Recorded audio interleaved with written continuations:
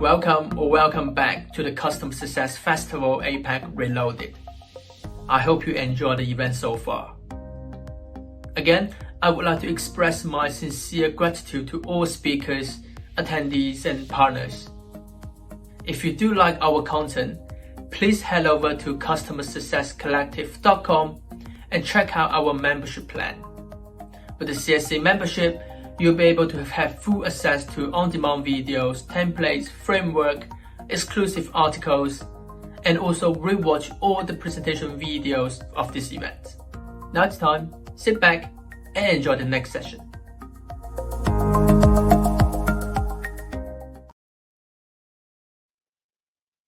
Welcome everyone, good morning or good afternoon. Welcome everyone and welcome back to the Customer Success Festival APAC Reloaded. Next up, I'm very excited to announce that our speaker will be Dina, the Customer Success Director from London Stock Exchange Group. How are you doing, Dina, today? Hey, Ryan, I'm really well, thank you. How are you? Yeah, I'm doing well. We can't wait for your presentation.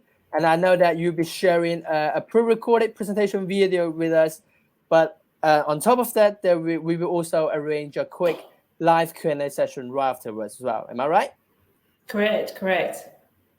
Awesome. We will be also doing a quick survey kind of thing to know a bit more from the audience and everything. But for now, let's play your presentation video.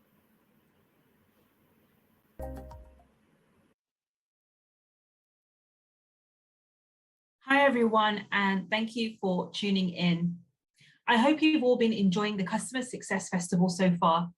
My name is Dina Gorsia, and I lead a team of 45 customer success managers and leaders in Southeast Asia at Refinitiv. We're a global provider of financial markets data and infrastructure, and we are part of the London Stock Exchange Group. My focus is driving revenue retention and ensuring we remain relevant and positioned for growth. My priority is also ensuring our customer success team have what they need to exceed their goals and those of our clients, as well as helping them achieve their own career aspirations. Today, I'll be talking about the customer lifecycle framework and why it's important to have a framework, how it drives retention and improves customer experience, and some tips on how you can go about implementing it. The goal of the framework is to improve retention, customer loyalty, strengthen customer experience, and reduce surprise cancels at renewal, by which time it's often too late. The framework is about optimizing activities and customer touchpoints that lead up to the point of renewal, focusing on the whole span of time between our commercial bookends of a sale and a renewal. Having a framework also ensures clear roles and responsibilities along the life cycle. As I'll walk you through the activities within the framework, I'm sure you'll find that on many occasions, these are being done in one form or another.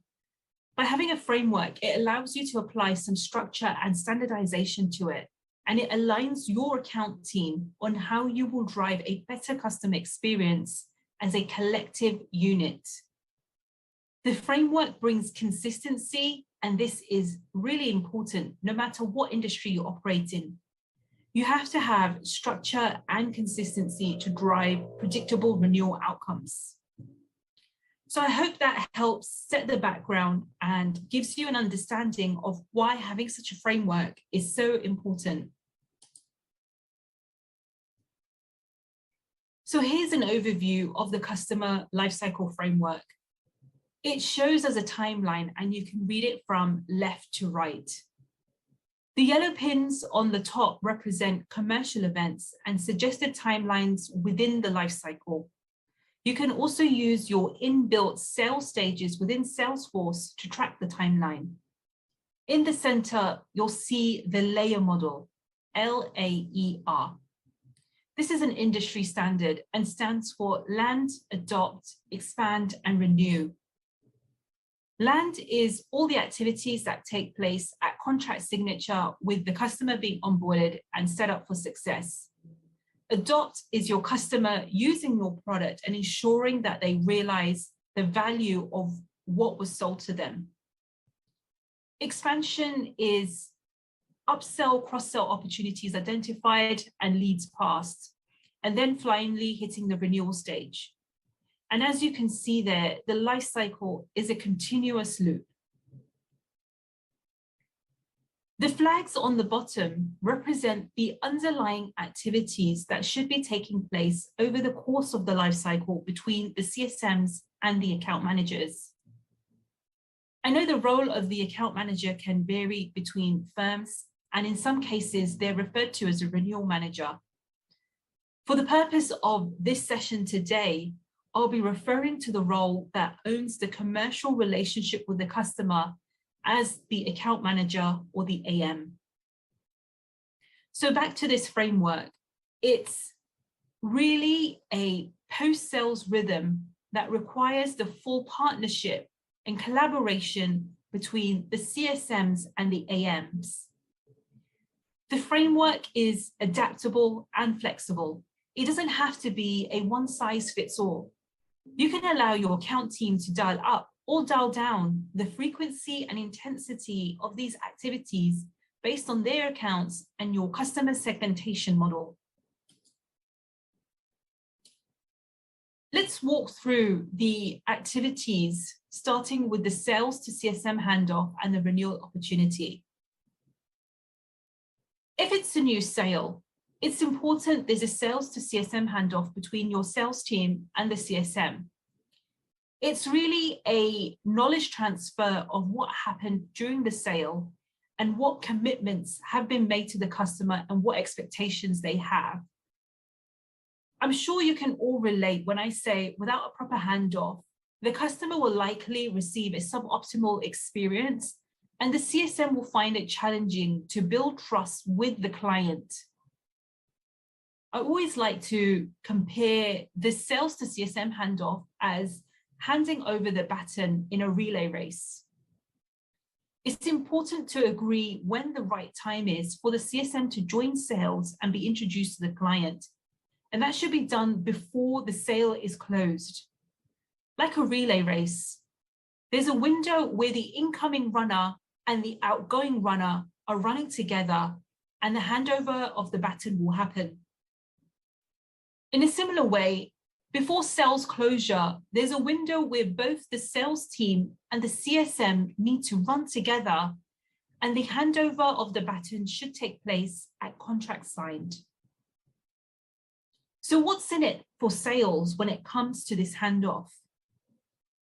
Customers that have a seamless experience from pre to post sales are more likely to buy with you again. In terms of tracking the customer lifecycle, you can use the renewal opportunity within Salesforce. The renewal opportunity is created at the point of sale for the subsequent renewal. When the renewal is signed, you can close that opportunity and then create another renewal opportunity and start that process again. It's really a container for proactive customer lifecycle management, and you can tag all your activities to these renewal opportunities. The value plan is documenting the customer expectations, the deliverables we committed to them, and other sales commitments. You can then use this to track and ensure that you're meeting your customer, your KPIs, and their expected business outcomes. The value plan should be reviewed with the customer to ensure expectations are aligned. The value plan is a periodic review to see if you are meeting or exceeding the expectations of the value plan, and also check what value is outstanding. It also provides an opportunity to review product roadmap, discuss client priorities and their roadmap, as well as identify any new asks they have. This is a chance to align and reduce any gaps and identify those areas of risk and opportunities. A key question here is, are there any challenges you need to address before they become problems? So, what does a customer get out of a value review? Ultimately, you want the customer listened to. You want the customer to have confidence that you understand their business priorities and you're aligned to their goals and timelines for their projects. If done right, there should be no surprises as you head into the renewal. Next, I'll talk about the risk assessment and active mitigation, which runs throughout the life cycle. Here you can use the DEAR model, DEAR. This is another industry standard and consists of 4 pillars: deployment, engagement, adoption, and ROI. As a best practice, you can use the traffic light signals of red, amber, and green to determine the health of each pillar, which then translates to the overall health. The intent is, if the overall health is red, you can easily highlight which of those 4 pillars is driving that and focus your actions around that to get it back to the green zone. For anyone not familiar with DEAR, at a high level, deployment tracks whether the products are deployed into production and if the customer had a positive onboarding experience. Engagement looks at how well the customer is engaged throughout the life cycle. Adoption is whether the customer is using the breadth and depth of your provided product. And ROI is whether the customer has realized the value from your products and services. For the pre-renewal planning, this is really setting a point in time where the CSM and the AM can do a look back. It allows you to take stock of all the activities you've done throughout the customer lifecycle up to the point of renewal planning. Questions you can ask are, what does the value plan say? What did you learn from the value reviews? And where are you set up for success? And where do you have risks around renewal before the account manager takes this forward into negotiation? And of course, as this goes into renewal negotiation, that's led by the account manager or your renewal manager. The overall idea here is if you do all these activities in your control and you do this correctly and well, then the success will come at renewal. For those of you wondering how you bring such a framework to life, a big part of implementing the framework is driving a behavioral change, and you need the support of your leadership team from customer success and account management. You need to think about how you want to drive cultural and mindset shift to align around the framework. You can reinforce messages by sharing material and best practices of what good looks like across the life cycle. A great way of doing this is holding spotlight calls where renewal case studies can be shared to allow everyone to learn and grow together. And hopefully through this, you can also create advocates of the framework.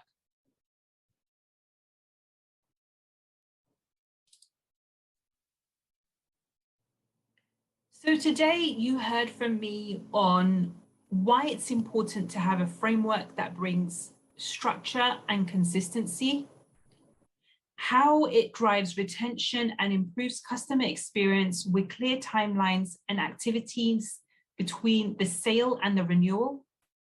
And I also shared some tips on how you can go about implementing it.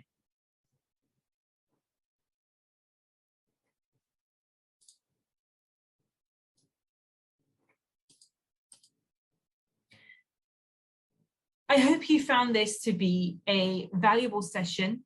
My name is Dina Gorsia and I'm based in Singapore. My contact details are shown on the slide if you wish to connect. I'm always keen to hear from other customer success professionals from all the different industries we operate in. I also want to say a huge thank you to Ryan for pulling together this amazing event. I'm really looking forward to hearing from the rest of the speakers lined up. Before I go, I'll close out with a video from our customer success team describing a day in the life of a Refinitiv customer success manager. Thank you, and have a great day ahead.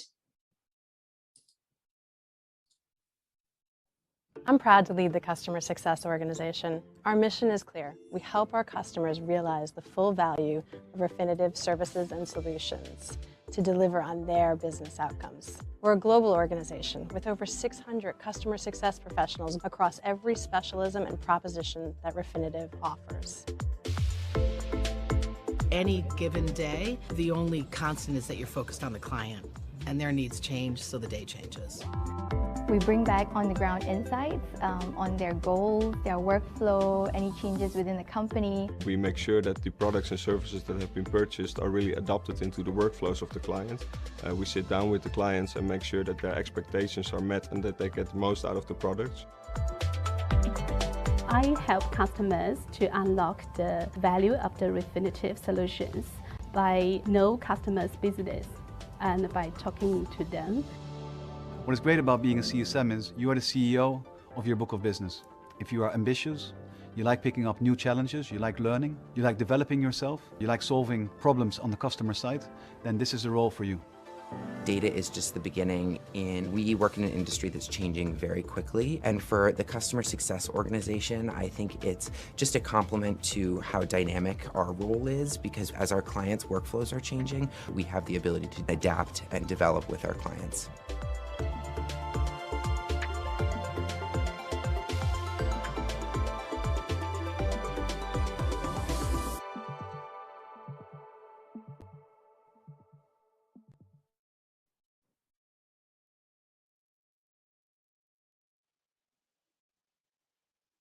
So it's a great presentation, Dina. Are you still there with us? Hey, hi, Ryan. I am indeed. I am. Awesome. First of all, me and Dina have set up like a quick survey for everyone to be part in. So if you can head over to www.menti.com and use the code 862909 to take part in, and we're gonna get back to those results later and then reveal it, all of us. So in the meanwhile, I can see some questions already in the comments.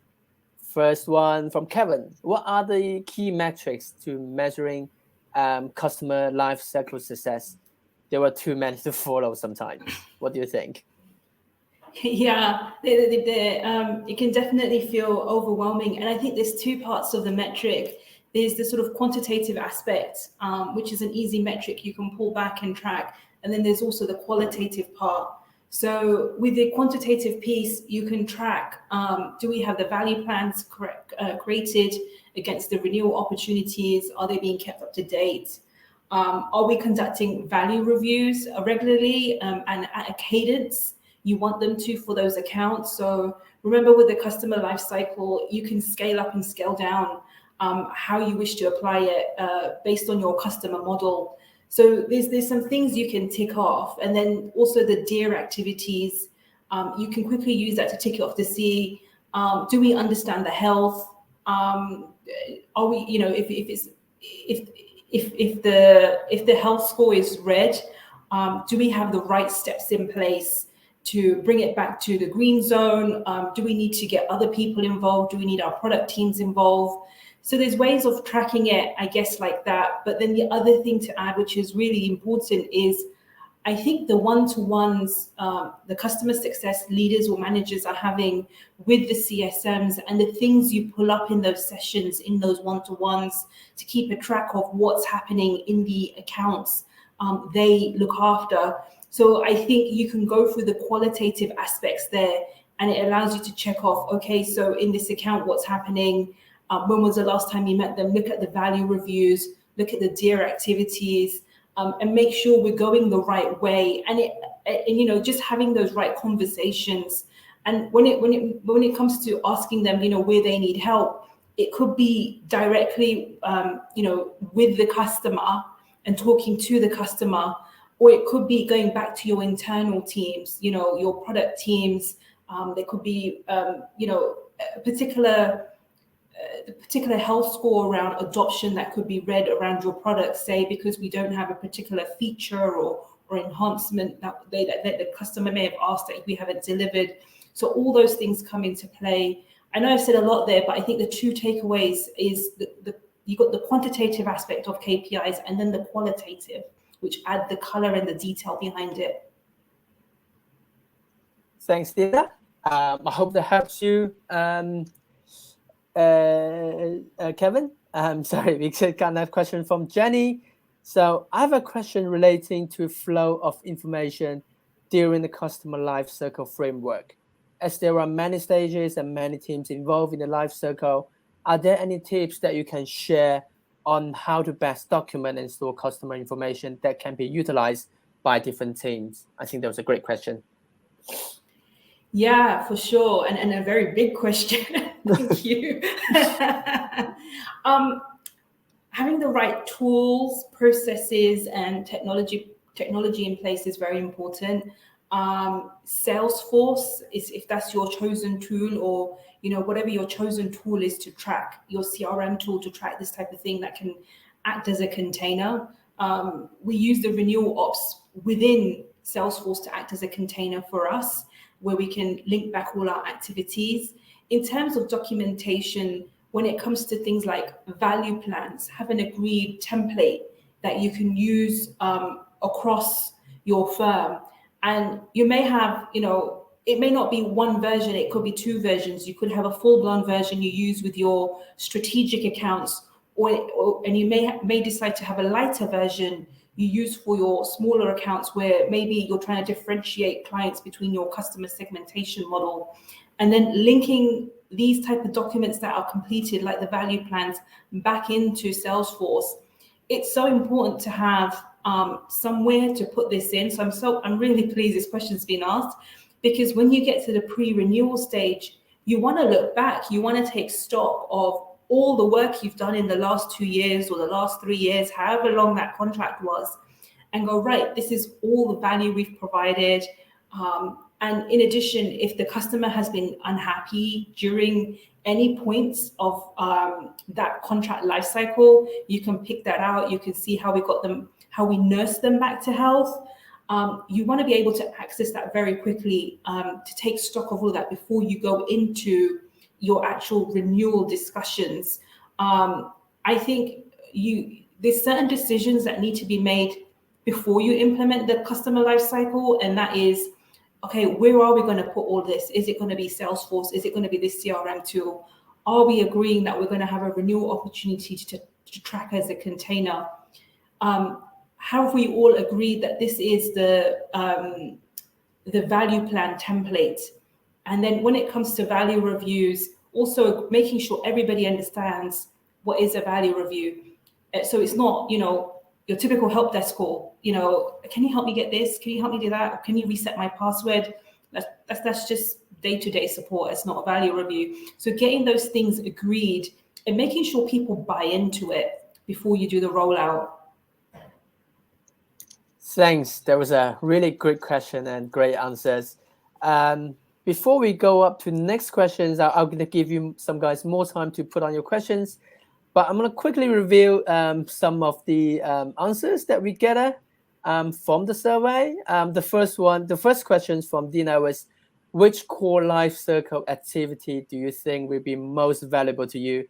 And Dina, I know you have planned some answers. I know you don't have the the survey results yet. I'll let you take a guess which one comes the top. Which one do you think? Because I know you put up some answers.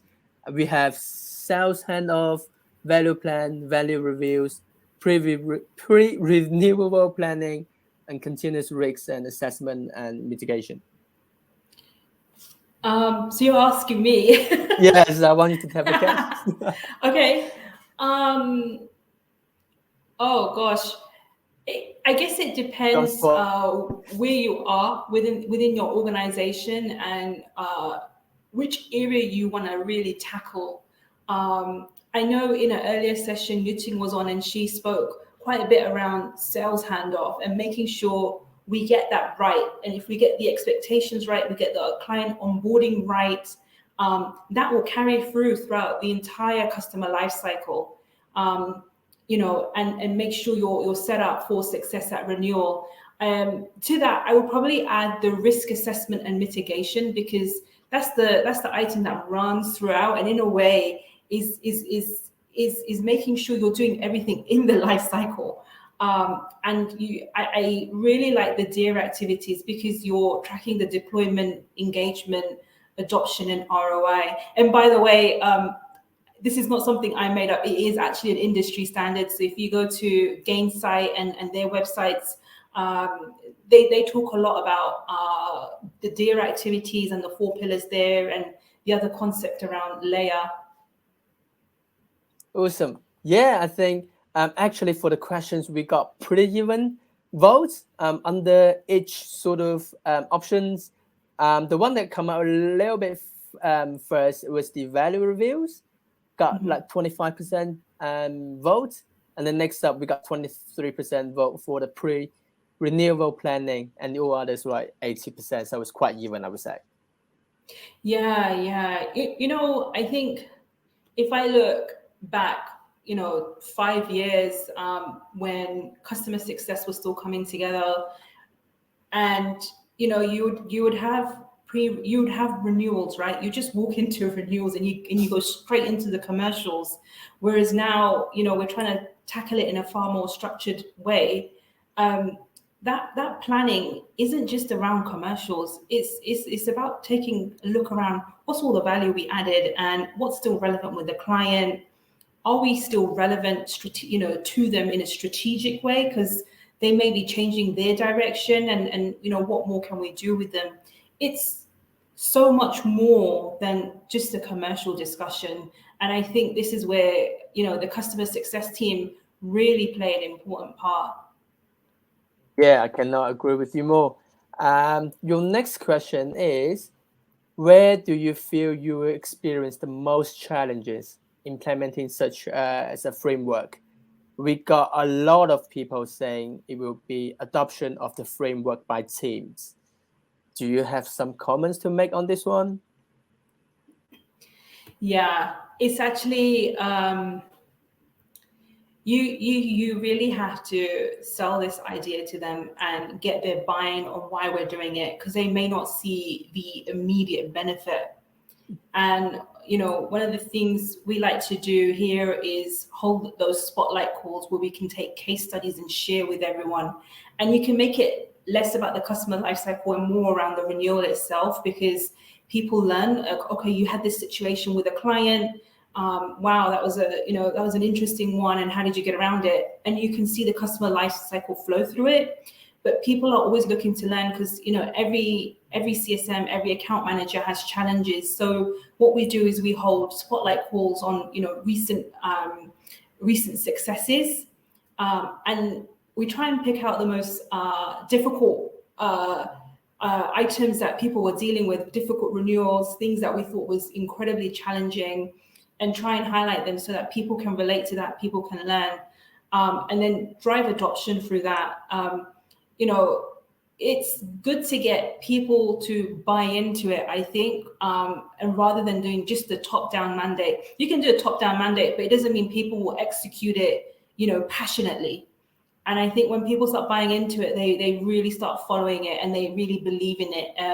So that is probably the biggest tip I can give. Awesome.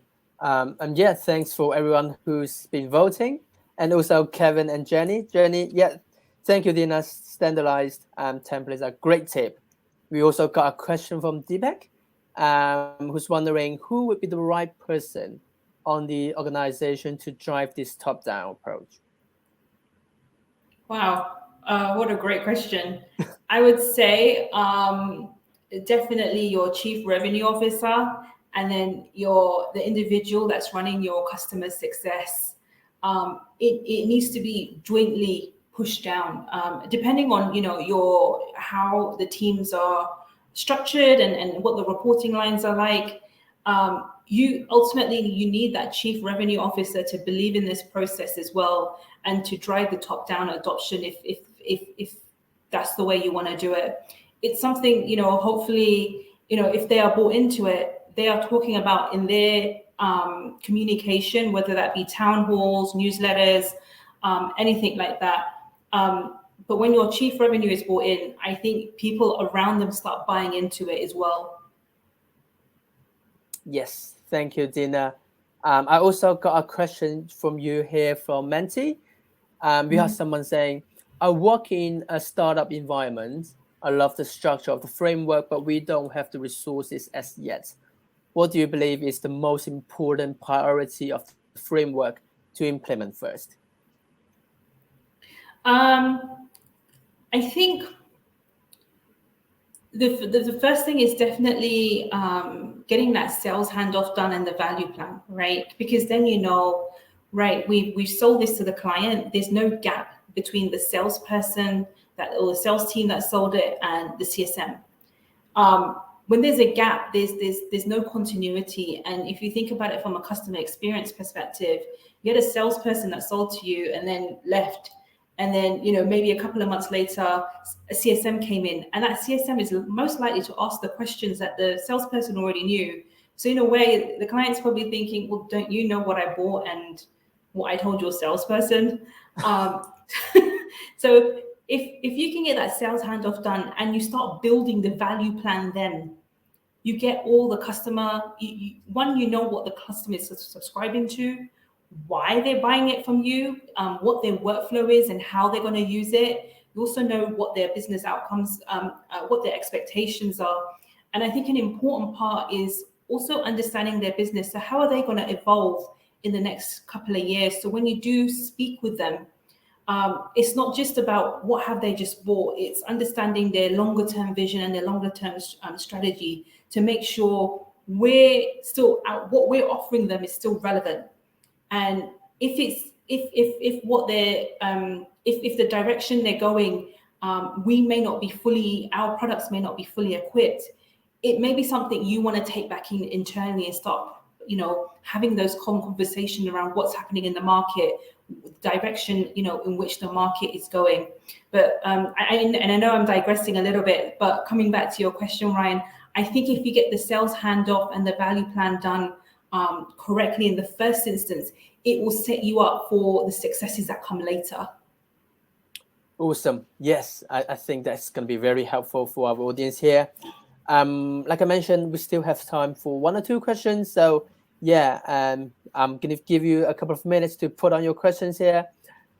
In the middle, let's go back to the second question that you put up here in Menti. So because we have, like I mentioned, we got almost 50%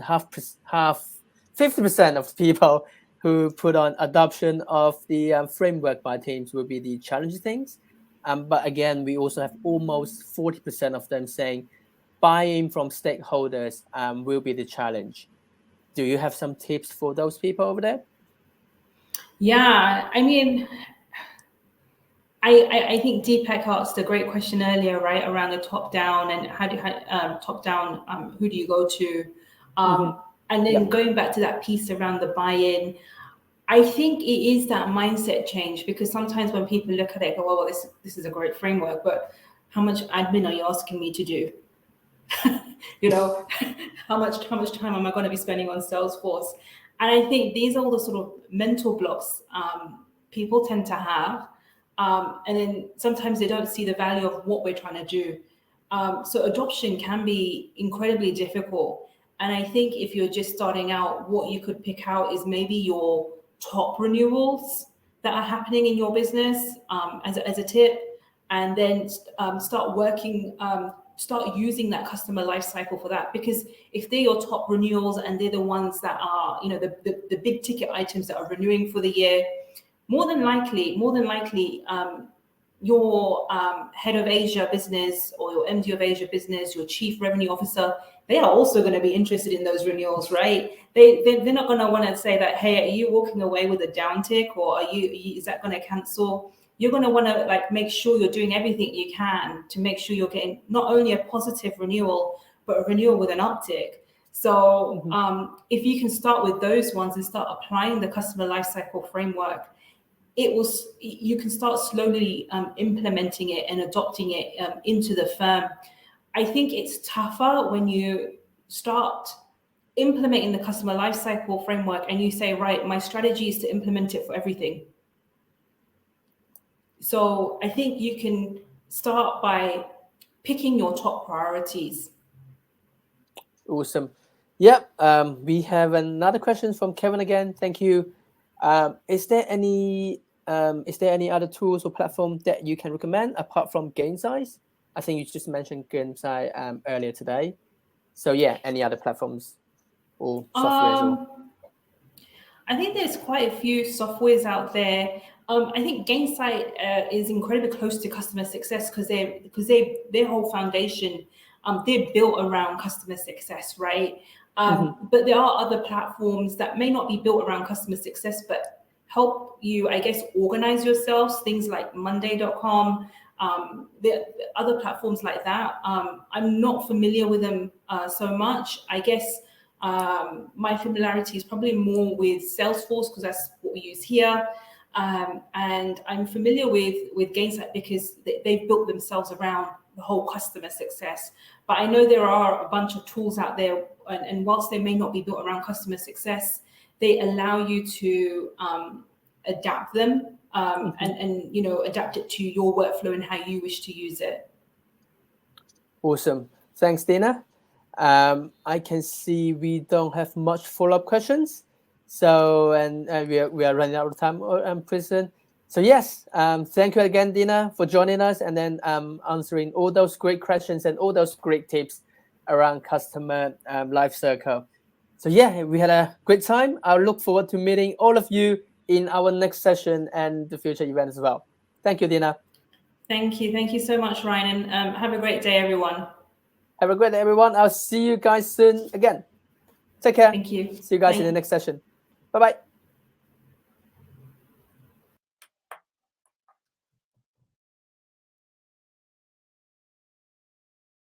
Thanks, Jenny. Thanks, Kevin. Thanks, Lucia.